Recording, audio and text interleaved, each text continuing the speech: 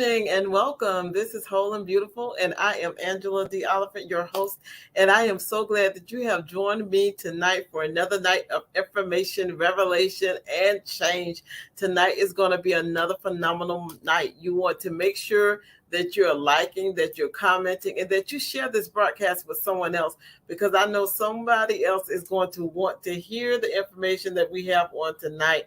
I do have a guest that will be coming on shortly, but I want to go through this real quick with you. If you have a topic that you would like me to talk about, please send me an email, wholebeautiful@gmail.com, and I will be happy to research it, get somebody on here to talk to with them about that topic, or research it on my own and get back to you about that particular topic. There are some topics out there that some people have mentioned, so I'm working on those now, and we're going to be bringing those shows pretty soon. But if you have one, let me know. Also, couples conversations. I am still doing couples conversations. So if you know a couple that you would like to be on the show, please let me know, and we'll get in contact with them and get them here on the show. I got to meet a couple in person about a week or so ago. I got to meet them. It was a couple that I have on here pretty regular, the Fullers, Dana and Chauncey Fuller. Shout out to you guys. I really enjoyed seeing you all in person and getting to meet you in person. It was great to see them, because I was just seeing them from the computer. But tonight, I'm going to have another guest that's going to be on. Good evening, Linda. How you doing? I'm going to have a guest that is coming on tonight. His name is Omar Marquise Oliphant.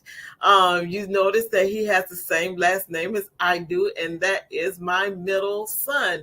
Last week, I had my oldest son on. So I'm talking to different ones. And I'm talking about fatherhood, and we're just talking about who they are, what they do, and all that good stuff. So we're gonna bring Omar in, and we're gonna start this conversation, because we're gonna see how this conversation is gonna go tonight with Mr. Omar Oliphant. Hi, Omar. Hey, How you doing? me? How are you doing? I'm doing pretty good. I was saying, I'm wondering if you heard me, and I was just curious. Yes, I hear Okay. you. Yeah, I'm doing pretty good. I was telling the people that we're gonna be here on tonight, and Linda's watching. Hey, Linda, how you doing? And you got some other people that's out there watching, but sometimes people don't say anything when they come in. So if they don't talk to us, we don't know that Yeah, they're it'll out. be okay. It's fine. It's totally fine. But since they are out there now, what we're gonna do is, what I wanted to do is just have you, because I could go on and on and on and talk about Omar, because I know Omar. But I want you to share a little bit with my whole and beautiful nation. Share with them who you are, what you do, and all that good stuff. Okay, so for starters, of course, I'm your son. I'm 32 years old. Well, my birthday was on the 5th, so, let's see, 32 Happy years. birthday. Right now, I'm currently an assistant manager at Quick Trip. I don't know if people are familiar with that, but I'm pretty sure people in the North Carolina area and even Atlanta and all that know, or even Columbia and Greenville and all that is, it's pretty popular. Yes. This is a fairly new market that we're in, so we will be, it will be known probably in the next couple of years, in my opinion. But I also am an artist. I do play the piano a little bit, but my big passion is drawing. I've been doing that since forever. Yeah. So you still do some pieces now? I haven't done a piece in a while. I bought the canvas board. The Bristol board. I bought it, but I kind of have it sitting tucked away until I decide on what to do. But I do draw every day. I do practice every day. Do just about every day. So you like sketching throughout the course of the day? Yeah, even though like sometimes at work, sometimes it's just like a little quick. Sometimes some drawings don't take but like 5 minutes. Sometimes so. Okay. Quick sketches and doodles, but yeah, that'll never stop. That'll never change. Okay, so you say you're 32 years old. You Hmm. draw. You play a little bit of piano. You Yeah, I you really want to do electric guitar though. you That's want my to that's learn electric what guitar. one the guitar is my what I really want to do. Okay, okay. I found out something new. All right. Yeah. So that's something that you're aspiring to do. Yeah, but one step at a time, you know. Okay, okay. And you're working as a manager. Was that something that you aspired to do? Is that something that you said, "Oh, I'm going to be a manager of whatever," or is that something that you just decided? Oh well, uh, but the management thing, I kind of got thrown into it. My biggest thing, I did start out. I mean, my first job was Arby's, but how I got catapulted and being a manager anyway was I was a manager at well, I was a driver at Domino's. And over the course of time, the guy who was training me, he was cross training me on a lot of different things, and he kept asking me when did I want to become a manager. And I kept telling him no. You know, I'm cool with just going to work, making my money, laying low, driving, you know, making tips, and just be out the way.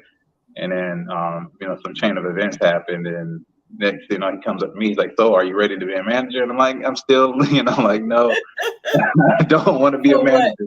So he saw in you something you really didn't see for yourself, or it's just that you saw it, but you didn't want to work in that capacity. Well, I mean, I know, and deep down inside, I feel like I'm a good leader. I feel like you know, but I know I'm a good leader for myself.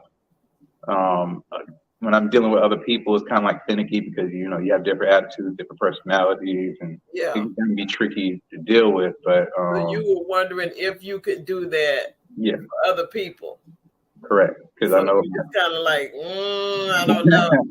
I want to say welcome right now to Diane. Thank you for stopping in to listen, Diane. And then Linda's here, and Josie's here, and Victoria Henderson, and she's here. Thank you all for joining in tonight. I really appreciate you all being here.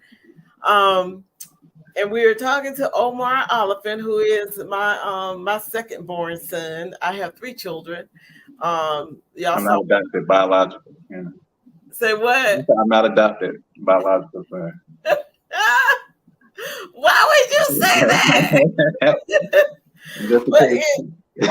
he said just in case. Yes, Omar. Yes, you are biological. Oh man.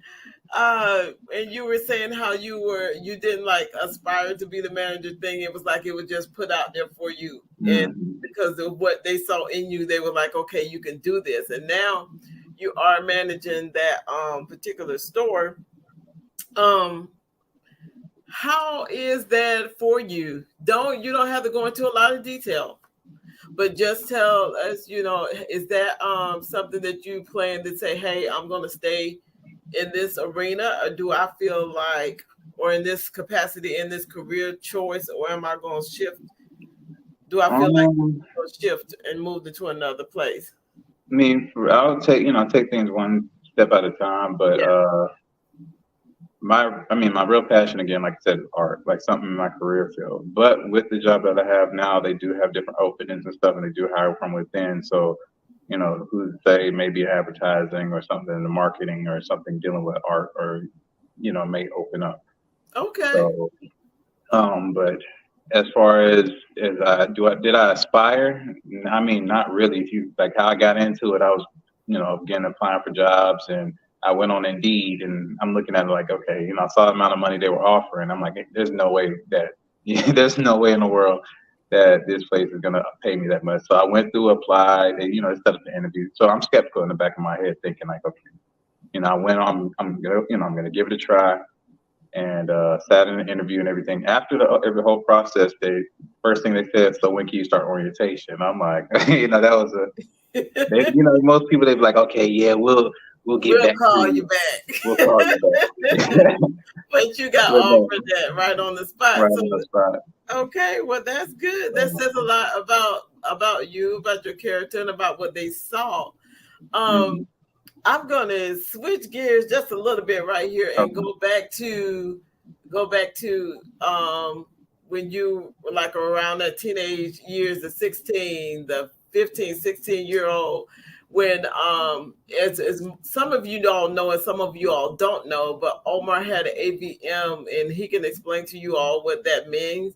And we didn't know it at the time, but he wanted to play sports, he wanted to do different things. He was having some difficulty, and we finally found out what was going on, and he had to have surgery. And I'll let him tell you what type of surgery that was, and I'll let him tell you a little bit about his journey going through that AVM. First of all, Omar, can you explain to everybody what that AVM was? Well, I mean, from the way they explained to me, because again, I'm not a medical expert, but Right. I did have she tried to explain it the best way possible in terms that I would understand it. Apparently, AVM is I think it's called an arterial venous malformation or something like that. Uh-huh. And the way she described it was like a bag of worms, which is like blood vessels were clumped up together. And so blood was trying to flow to the brain and blood was trying to flow away from the brain, but they were flowing against each other. And they were causing the blood vessels to stretch and stuff. So every time I'd be like, but it agitated it because I was active and I did play sports. So apparently you're born with it. But again, it might not stretch or it might not cause complications based off of how active you are, just in general. And since I played sports, it was causing me to stretch and I would have blackouts. I would have different situations where I would have seizures. But again, it wasn't epilepsy. It was just because I had the AVM. So there was numerous cases where I went to the doctor and they said it was like dehydration. You need to drink more water. You need to eat this. You need to eat right. So I would do those things and I still would have issues. And then finally, I know you were with me, and then we finally sat at the doctor all day long and had them run pretty much a bunch of different tests, and we weren't going to leave until we figured it out. And then that's when they did, was it a CAT scan or MRI? I can't remember. They did both.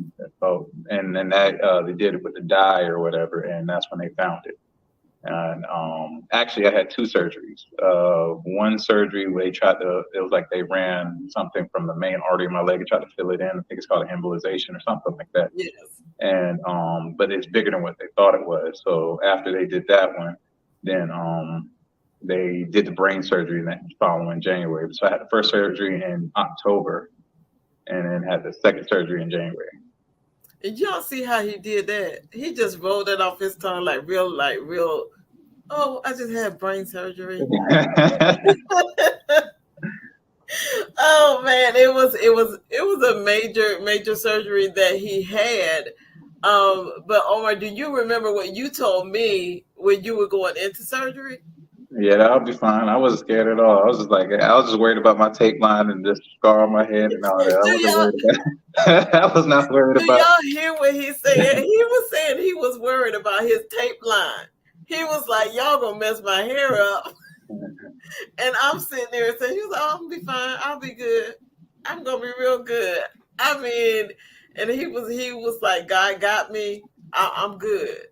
And then he was going on the surgery, and I was about to like freak out. But he was worried about his tape line of what his hair was gonna look like. The first question I asked him, I was like, "Okay, do I have to shave my head, or are y'all gonna shave my head?" And they were like, "Okay, so we're gonna shave your head, but only in surgery." And I'm like, "I am not gonna look jacked up, have like a patch of hair missing right here, and I have to nah, nah." Oh my goodness, he was worried about a tape line. But as you all can see, he is doing well. He's doing fine. That has been what, over 14 years ago, Omar? It was Oh, 2000. Well, the October one was in 2008. The brain surgery was in January 2009. So yeah, yeah. it's been a long while. It's been a while. It's been a while. And you came through there with flying colors. You did good, and you've been doing well. Mm-hmm. Everything's been great. So we praise God for that. Yes, we do, because things could have been a different way. They were talking about all the different complications that could happen and how different things they wouldn't know until after he came out of surgery how everything would be. But before going into the surgery, he was like, "I'm good. I'm fine. God got me. I'm gonna be fine, Mama." So and he was. He came out.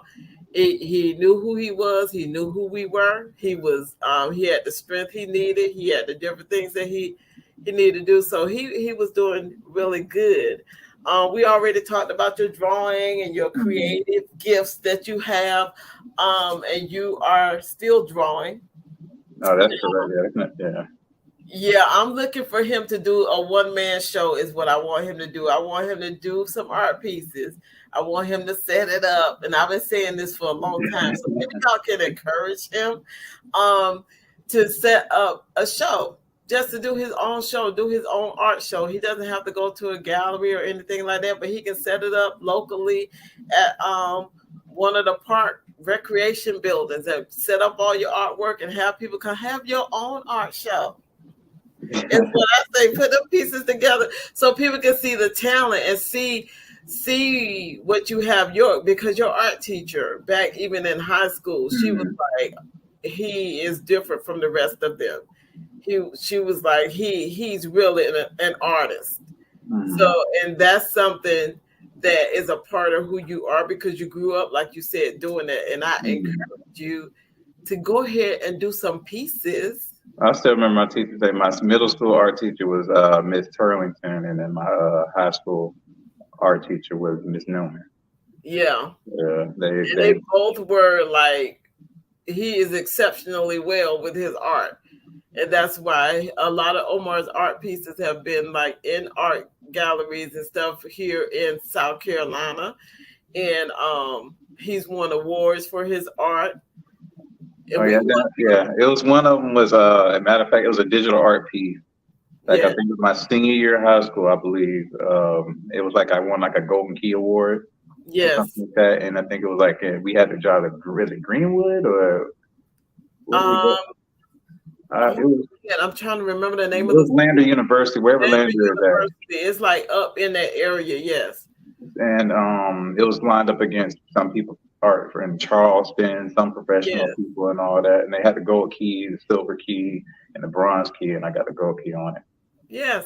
So you need to it. pursue and you need to Yeah. we want to put some hand claps and some hearts up there and say, "Go, Omar, do this art show," so people can see your work because your work is very good. And I'm not just saying that because I'm your mom. I'm saying that Mhm. because your artwork is very good, and people need to see it. And you never know where that artwork can take you.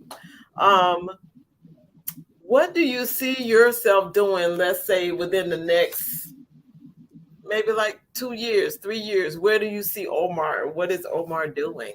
Um, Really, I mean, again, my art, some dealing with art, but just overall successful. I mean, just having everything like debt free. Well, I'm working on that now. I've been Yes. in the process of building my credit and getting stuff knocked off and all that.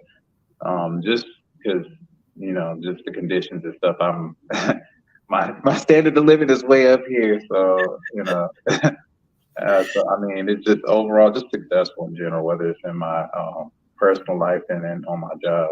And if I am still at my job now, the currently that I work at now, then I mean, I can still do my artwork on the side and everything.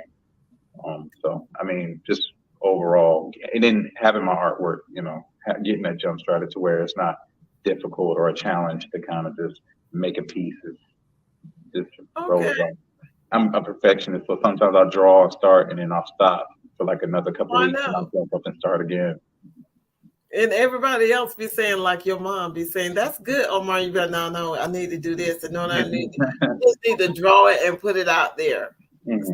Somebody will pick that up.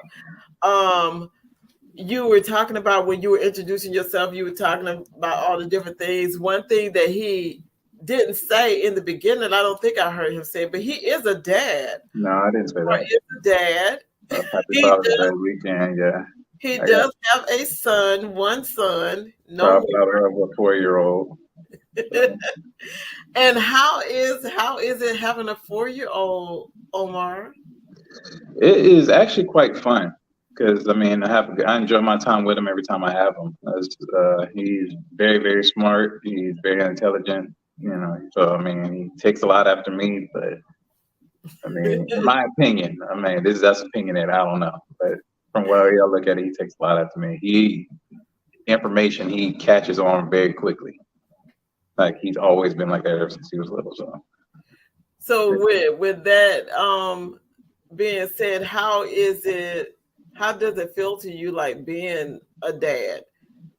I mean, in some instances, I mean, it's kind of like I mean, still it's still surreal in a way because it's still looking at like a little mini me, still, like it's like in my head I have, I created a human being, it's another person who, again, you have to monitor, be a role model for and stuff like that. Actually, having a son helped me in a lot of ways because I started reflecting on a lot of different things and a lot of choices that I made and a lot of choices that, I have to make in the future, and it's forcing me to dial it back. Okay, is it going to be a good fit or a good decision for me and him, Right. because even though it's like, he's 4 now, but he's always going to look, again, he's a boy, so he's going to look at me like as far as decision making. So I have to be smart about what I do, smart about what I say, and smart about how I move, because ultimately I'm his first role model in a way. So Okay.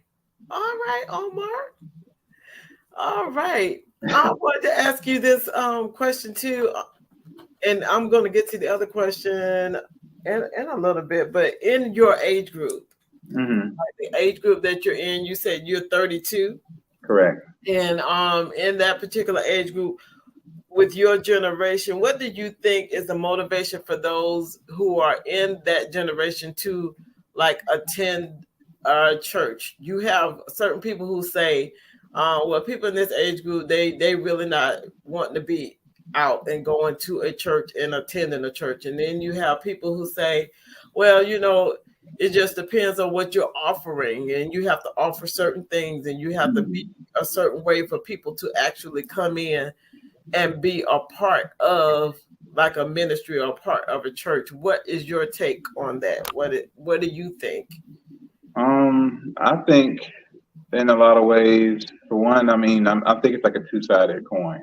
For one, you do have people, I mean, you do have some, I guess, pastors, preachers, or whatever, who are not doing or living according to the word, the word that they preach and stuff like Mhm. that. So, I mean, ultimately, they need to be held accountable for that.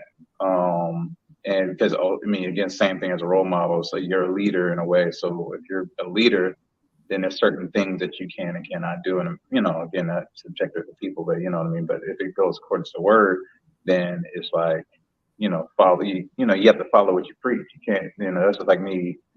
Again, if you would need my son, like that's just like telling my son not to do certain things. I turn around and do those things, and he's going to be looking at me confused. It's like, okay, if I'm even in the house, like I'll use household chores for example. How can I tell my son to clean up and wash dishes and stuff if I sit around and just let dishes pile up and just don't sweep, don't mop? Yeah. It's like one of those things. But on the flip side of that too is a lot of people. I feel like people also use excuses as to why they don't do what they don't, they use excuses for not going or saying, oh, I don't want to go because of this X, Y, Z. In my opinion, it's like you go to your job every day. You might not Right. like what your job does. You might not agree with certain policies. What is they, you eat meat and spit out the bones or something like that. It's not like, you go to your job or you go to certain things, you do certain things, and you might not agree, but you still do it anyway. Right. But yeah, why is it that when when church or stuff like that is involved, now all of a sudden you just don't do it? Oh, I don't agree, so I don't go. You know, you're Yeah. not gonna. And I would say, like in a sense, being around people that disagree with you or you might not agree with is important because it challenges you to kind of like find out different things and find out the truth yourself. It challenges you to actually study, because if you don't, Right. if you're around people that agree with you all the time, it's actually doing yourself a disservice because they're pretty much crippling you because they're not going to help you grow. Right. Everybody's comfortable. Everybody's just like, okay, we're just going to go by the seat, wind or whatever. But when you're around people, around things that's uncomfortable a little bit, it puts you on alert and it forces you to pay attention to your surroundings, pay attention to what's being said, paying attention to, everything. So So I would that say, you can continue to grow and push mhm. forward. So I would say like a lot of, I would say excuses on both ends. because again, also on the other side, people can kind of smell out people that are being fake. If people are teaching, if people are pastors and stuff like that, if they're authentic, whoever they are, some people have a different flavor. Some people are going to draw certain people, and other people aren't. I mean, it just is what it is. But it's like, but that's the reason why I said it's an excuse, because there's plenty different types of pastors. There's plenty different types of teachers. Right, right. So you find somebody that you kind of identify with, and rock with, and again, you might have to go through trial and error, but don't sit there and say that's the end all be all if somebody disappoints you, or you might not agree. Right. They're human too, just like you. Everybody's trying to learn. That's what we're all here to learn. We're all here to grow and learn from each other and teach each other. So, And that's a good take on it, because I kind of look at it in that way also. I think people do what they want to do. I don't think that I know it has to do with other people, like they kind of watch other people, but I do agree with the fact when you were saying people get up and they go to work every day. They do that because they say, hey, I'm going to get a paycheck out of this. But if you want to grow and you want to move forward and you want those things in your life, then you'll go for it. It's like when somebody wants something, they'll go after it. Is the way that I kind of look at that. And it's like, for me, it goes across the borders. It goes across that border, like of age, or that thing of age. It's like, if you want it, you go after it. If you want that particular job, you go after it. If you want that, pursue that, you want to go after it. Yep. Just like Linda was saying, she was agreeing with you. It helps you to grow if you're around those different people, because they won't let you stay in the same. They won't let you stay in the same state that you're in. It causes that friction, but it causes, like in the word, it tells us that iron sharpens iron. It's like you have to be around people who you may feel like, I look uncomfortable around, but they are stretching you. And they're helping you to grow. Not uncomfortable as in somebody's doing something wrong to you, but you may feel like, I'm out of place in this. I don't know as much as they do, or I may disagree with that. But even with your disagreement, you still could learn something. Because like I'm that person that I might think I'm right about something, and I'm very adamant. I'm very kind of like defiant in a way, but. But if I'm wrong, eventually I'll be like, okay, you know what? If I'm wrong, I'm wrong. You know what I mean? What's the purpose in being right? It's like, ooh, okay, I'm right. What's next? It's like, okay, if I'm wrong, it's like, okay, I want to learn how to be, what's the correct way of doing something, or what's the correct way of going about something. Because I ultimately don't want to be that guy who's just walking around being ignorant and just doing stupid stuff. Yeah, it's like you want to learn and keep moving forward. Now, you were saying that you're 32, you have a 4-year-old and all this good stuff, and you're single.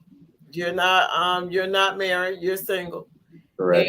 And some people, I have heard people say this, and y'all, it wasn't me. But it's been other people that I listen to. They said the dating pool has pee in it. So what do you think about that, Omar? Does the dating pool have pee in it for you? I would say basically, like again, I look at things from a balanced point of view. Men and women. I mean, a lot of people feel like it has pee in it because I feel like a lot of people don't. Oh man, how to. Like you trying to choose his words right. Because I mean, I think all pools have pee. It always has pee in it. It's just you have to be smart about where you swim at. That's because you go to the wrong end of the pool, But be careful where you swim. Okay, yeah, I got you. Where you swim. That's all. Because I mean, ultimately, at the end of the day, people can say whatever. People always point the finger at other people, but ultimately, we're held accountable for our own decisions. You know, we Yes. answer to ourselves. At the end of the night, we still sleep in our bed, even if you with somebody. It's like you still are in your own head. When you go to Yes. sleep, you're not in your head with you. So you got to move based off of okay, your standards, your boundaries, and if people don't line up, they don't line up. Don't try to force anything because a lot of times as people, we try to force something. Oh, maybe it's just this, maybe it's just that. And sometimes it's like, look, just bow out. It is what it is. Maybe y'all just not lining up. And quit. And first thing, because it's like a pride issue with a lot of people. They always try to find flaws in other people to make themselves seem like, oh, you ask, like for instance, you ask men and women, they don't know why is it that you're single? They always be like, oh, well, she did this or well, he did that. Nobody ever says, well, you know what, you know, Well, it's just me. yeah, Right. yeah, nobody ever says it's just them. So Yeah. if they held themselves accountable or if they, look in the mirror, then we'll make better choices. Yeah. And they don't, they just go ahead and they look at themselves and just say, hey, you know Hmm. what? It's me. I don't want to date right now. Or it's me. This is where my standard is and I'm not dropping it. Hmm. So therefore, if nobody is within this thing, and it's not like you have a list of 100 things that this person has got to do before you can even talk to them, but you do have your standards of what you say your non-negotiable things. It's like, okay, this right here I may be able to work with you with, but this over Hmm. here, I was like, no, I ain't gonna compromise with that right there. That So is, yeah. so it's just it's like Yeah. you have to look at You yourself. can't. I would say, yeah, that's like you can't complain about having pee in the pool if you peeing in the pool. If you don't want to pee in, I'm like, hey, yeah, you can't play that. Oh my goodness. Yeah, because I listened to some of the people who were talking about all of this and the different people who were saying different things. And I was like, wow. But they were like, but I have seen people who complain about everything, but they don't take the time to look at themselves and say, hey, what is it like with me? Hmm. It's like I want to be this type of person and work on yourself and be the person that you want to be. Hmm. And then if you want to bring somebody into that, you can. And if you choose not to, then you don't. But Yeah. you don't have to, sometimes people make it out for singles that you gotta have somebody. No, you Hmm. don't. You really don't. It's like it's a matter of preference of what you want. Hmm. If you want somebody there, then you can have somebody there. But if you don't want, you don't have to. It's not like you gotta Hmm. go out and get married. And it's like sometimes people just push that. And Hmm. sometimes they push it with singles and saying, well, if they don't have nobody, then they lonely. But that's not necessarily true because people who Hmm. are married can be lonely. Yeah. So we have to realize, and I like that. You say you can't complain about the pee in the pool when you're the one that's peeing in the pool. You Yeah. can't. It's like you got to check yourself. You got to Yeah. see who you are, so that you can be the person. Like be the person you looking for. How Yeah. about that? Be the nurturer. Be the caring So person. you pee in the pool, you pee right along with me. Like be who you want to be in order to draw to you who you want in your life or whatever. And I like the Mhm. fact that you said not to be compromising and not to just Yeah, because everybody has different standards. Everybody has different things. What might work for one person might not work for another person. right. But everything, the big problem is everybody thinks it's a certain particular thing that everybody has to do in order to, have a Yeah, successful, I would say, relationship, I guess. yeah, But it's like you find out what works for you and that person, and yeah, it's all the best, like all about learning about somebody. It's like, okay, if that works for y'all, that works for y'all. Might not work for somebody else, might not work for me, might not work for this person over here, but if it works for you, it works for you and that other person. Because at the end of the day, like I said, if you take everybody else out of the equation, you just have you and that individual. It's like y'all got to have a system that works. right. Forget what everybody else says. It's like find out what your system is, what y'all system is, and how to make that system work. Yeah, because Just like, different people. Because I know a lot of people are asked. They ask for when they see that somebody's been married for like a long time. mhm, They're saying, "Well, what's the key for being married this long?" And even if somebody lives like a really long time, they were like, "What's the key for living this long and being here this long?" And it's mhm. like, really, everybody's looking for a secret, and there is no. I don't think that there is a secret. I No, really think that you just live your life, you do what you need to do, and I think if you're still here, then it's the system that worked for you, mhm, and it's by the grace of God that you're still here when you're 100, when you're 90 something, when you're 80 mhm, something, even when you're 25 and 35. It's mhm. by God's grace that we're still alive and we're still here. So I'm saying it's like rejoice in that. And then even with your relationships and stuff, you just have to, like you were saying, you have to find your rhythm with your person Mhm. and not try to go off of somebody else's rhythm and do what Yeah, somebody else did because what they did may not even work for you. yeah, Wow. 'cause- But working with your son, you said that you have him sometimes, you work with him sometimes. Mhm, Um what are some of the things that you love to do with him? He's 4 now.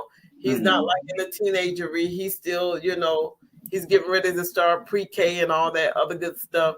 So what are some of the things that you like to do with him that you enjoy doing with him as being his dad? Well, the number one thing he has this black Jeep thing that I bought him for his I think it was Christmas or his birthday or whatever. But Hmm. I like walking. I mean, walking around, letting him drive, letting him walk around the neighborhood. Just kind of like letting him just kind of take in the whole environment and stuff like that, and just like quiet time. I mean, it does have like a little radio hookup, so if I wanted to play music through his little car, I can. But His car has a radio. his car has a little radio, yes, Oh man, with my short and all that, yeah. So I can play music, but sometimes just relax and just taking it in, look, checking out the neighborhood because I know he's a kid. Kids like to explore. And sometimes I then, walk a little further. Like at first, I start him out in the small areas, and then I walk a little bit further, and then I'm graduating to venturing further out and let him explore on his own. That's one thing. Number two is I do have a book, or I have a couple books that sometimes I sit down and read with him. Like, and he loves reading. Like he'll, if I ask him, hey, you wanna read? He'll jump off my lap and grab a book, and then ready to read and stuff like that. And he'll sit down and sound out the words, and it's just like kind of like watching him, eager to learn and eager to do different things. Even sometimes just like cleaning and stuff. He'll Yeah. see me washing dishes. He'll come in there and try to help. He's very, very helpful. Like try to help me take out the trash. From cleaning out the car, he'll do that. It's just little stuff like that. Like so, it's like, but it's also teaching him skills too. Yeah. Where he's like, excited to clean, excited to, you know, help out, excited to help around the house and stuff like that. Because that's very important. Because as adults, I know some adults that don't do a lot of different stuff. Yeah. So for him to, you know, for him to be that way now, hopefully it sticks. Hopefully it stays. It's So, like hopefully it's not a phase that he going through, that it'll just be embedded in him and he'll just continue to do it. oh yeah, yeah. the, So the what biggest thing now is like trying to figure out, okay, what's he going to be interested in yeah. like the next 5 to 10 years.